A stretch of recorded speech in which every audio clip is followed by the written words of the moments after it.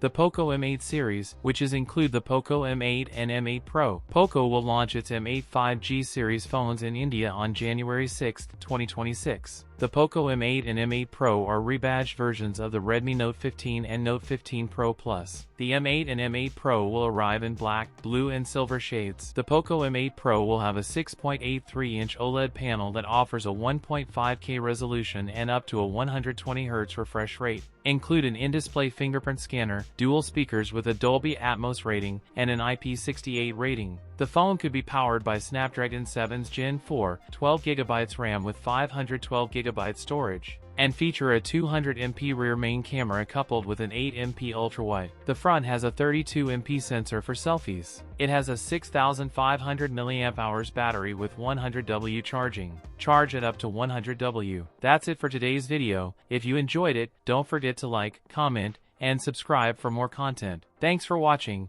and I'll see you in the next one.